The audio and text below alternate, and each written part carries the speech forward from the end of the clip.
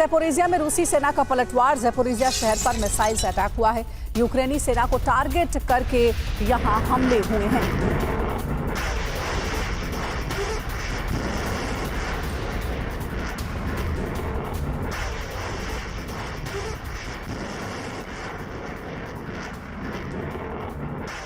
रूस यूक्रेन युद्ध में अब ज़ेपोरिजिया एपिसेंटर बन चुका है, जहां जबरदस्त घमासान जारी है।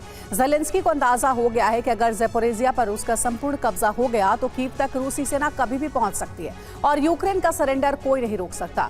इसीलिए ज़ेलेंस्की पूरी ताकत से रूस पर हमले कर रहे हैं। ज़ेपोरिजिया में रूसी सैनिकों पर स्टॉर्म शैडो से हमले किए जा रहे हैं। इस बीच ज़ेपोरिजिया पावर प्लांट को भी टारगेट किया गया है। अगर यूक्रेन के हाथ से ज़ेपोरिजिया जाता दिखेगा तो यूक्रेन न्यूक्लियर प्लांट में विस्फोट कर सकता है। ऐसा हुआ तो यूरोप में एटमी तबाही आने से कोई नहीं रोक सकता।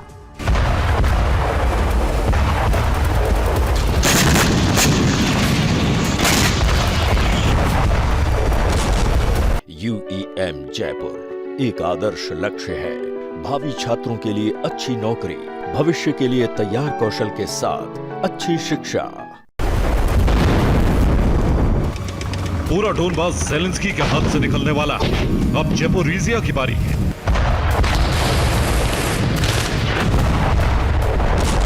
क्योंकि पुतिन के सैनिक ज़ेपोरिजिया की घेराबंदी कर चुके हैं। कभी भी ज़ेपोरिजिया पर संपूर्ण कब्जे का ऐलान किया जा सकता है।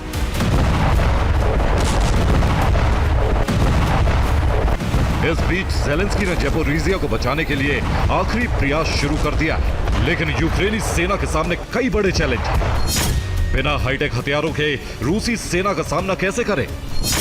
ज़ेपोरिजिया पर हो रही रूस की एयर स्ट्राइक से कैसे बचा जाए? ज़ेपोरिजिया में रूस के कब्जे में आई यूक्रेनी पोस्ट कैसे आजाद कराएं?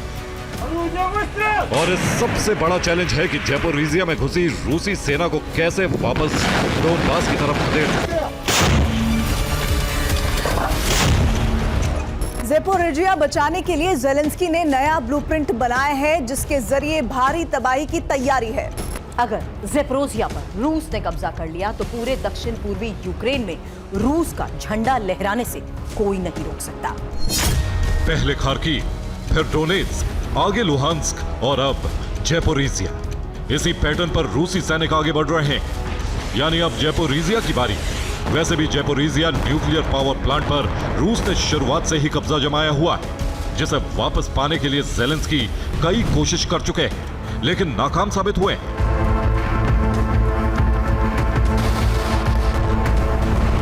इसलिए इस बार ज़ेलेंस्की ने जो प्लान बनाया है उसमें नाटो से मिले हाईटेक हथियारों का इस्तेमाल किया जाएगा। स्टॉर्म शैडो और अटैक एमएस का इस्तेमाल किया जा रहा है। ज़ेलेंस्की की टारगेट पर ज़ेपोरिजिया न्यूक्लियर प्लांट भी है, जहां ड्रोन से हमला करने की तैयारी है। कुछ घंटे पहले ही यूक्रेन की तरफ से ज़ेपोरिजिया में रूसी सैनिकों पर ताबड़तोड़ हमले किए गए। यूक्रेन के हमले में एक रूस के टॉप कमांडर की मौत हो गई, जबकि कई सैनिक घायल हो गए। ज़ेलेंस्की से हमले पर रूस की तरफ से पलटवार किया जा रहा है। इस बीच ज़ेपोरिजिया पावर प्लांट की सुरक्षा बढ़ा दी गई है, क्योंकि ज़ेलेंस्की के टारगेट पर एटमी प्लांट है। सोचिए, अगर पावर प्लांट पर हमला हो गया तो कितनी भारी तबाही हो सकती है। हालांकि रूस की तैयारी पूरी है। हालात ऐसे हैं कि ज़ेलेंस्की के सैनिक कई इलाकों से पीछे हटने लगे। अगर यूक्रेन रूस के हमले रोकने में कामयाब नहीं हुआ तो ज़ेपोरिजिया की स्थिति भी बाख्मुत और मारियुपोल जैसी हो सकती है, क्योंकि रूस इन इलाकों पर अपना झंडा लहरा चुका है। बाख्मुत शहर में अब कुछ ही इमारतें बची हैं, जबकि मारियुपोल में भी भारी तबाही हुई है। अब ज़ेपोरिजिया का नंबर आ चुका है। दरअसल रूस इस बात का इंतजार कर रहा है, एक बार यूक्रेन के हथियार खत्म हो जाए तो रूस पूरा कब्जा करने के लिए आगे बढ़े। वैसे भी यूक्रेन के सामने हथियारों की कमी का संकट है। अभी सिर्फ फ्रांस, ब्रिटेन, जर्मनी और डेनमार्क से ही हथियार मिल रहे हैं।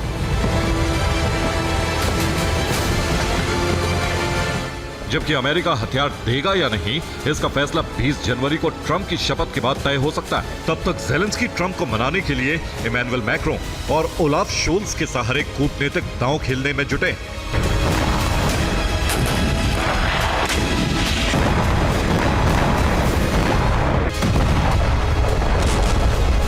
बाख्मुत, मारियुपोल जैसी तबाही से बचने के लिए ज़ेलेंस्की ने ज़ेपोरिजिया में काउंटर अटैक शुरू कर दिया है।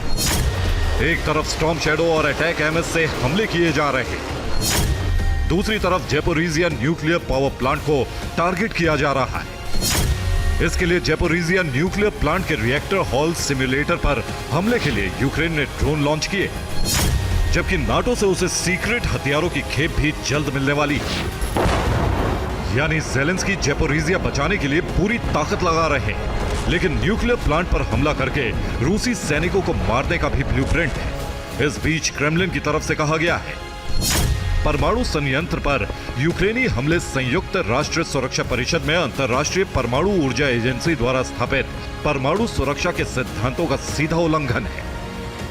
यानी ज़ेलेंस्की पूरी तरह से तैयार है कि अगर ज़ेपोरिजिया हाथ से गया तो न्यूक्लियर प्लांट ध्वस्त कर दिया जाएगा।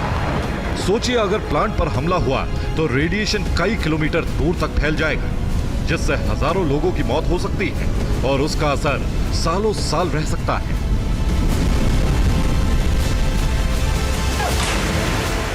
IAEA को इस हमले की जानकारी है। एजेंसी की तरफ से बयान जारी हुआ है। संयंत्र के क्षेत्र में सैन्य गतिविधि की तीव्रता बढ़ी है, जिसमें साइट से अलग अलग दूरी पर कई विस्फोट शामिल हैं। पिछले 24 घंटों में हमले बढ़े हैं। अभी 2 विस्फोट बताए जा रहे हैं जो प्लांट के बाहरी हिस्से के पास हुए। हालांकि सिम्युलेटर कंपाउंड को हमले में नुकसान नहीं हुआ है, लेकिन विस्फोट सिर्फ थोड़ी ही दूर था। यानी यूक्रेन कभी भी तबाही ला सकता है।